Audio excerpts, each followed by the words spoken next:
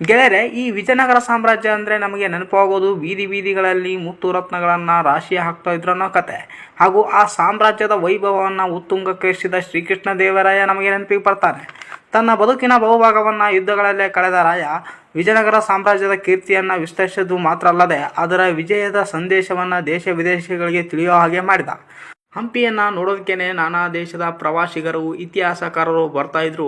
ಅವತ್ತಿನ ಟರ್ಕ್ ಖಲೀಫಾ ಕೂಡ ಜೀವನದಲ್ಲಿ ಒಂದೇ ಒಂದು ಬಾರಿ ವಿಜಯನಗರ ಅಂತ ಕರೆಯಲ್ಪಡುವ ಅದರ ವೈಭವವನ್ನು ನೋಡಬೇಕೆಂದು ಹಂಬಲಿಸಿದ್ದ. ಅಂದರೆ ಅವತ್ತಿಗೆ ವಿಜಯನಗರ ಸಾಮ್ರಾಜ್ಯ ಹೇಗಿರಬೇಕು ಅನ್ನೋದನ್ನು ಊಹೆ ಮಾಡಿಕೊಳ್ಳಿ.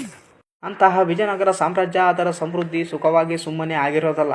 ಅದರ ಹಿಂದೆ ಅಸಂಖ್ಯಾತ ಯುದ್ಧಗಳಿದ್ದವು, ರಾಯನ ಶೌರ್ಯ ಪರಾಕ್ರಮಗಳಿದ್ದವು, ಊಹೆ ಕೂಡ ಮಾಡಲಾಗದ ಮಿಂಚಿನ ವೇಗ, ಅಸಾಧಾರಣ ಯುದ್ಧ ನೀತಿಗಳು, ಮುಂದೆ ನಿಂತು ಕಾದಾಡುವ ಸೈನ್ಯವನ್ನು ತಾನೇ ನಡೆಸುವ ಛಾತಿ, ಸೈನಿಕರನ್ನು ಹುರಿದುಂಬಿಸುವ ರೀತಿ, ಇವೆಲ್ಲವುಗಳನ್ನು ಕೃಷ್ಣದೇವರಾಯ ಕರಗತವಾಗಿ ಮಾಡಿಕೊಂಡಿದ್ದ.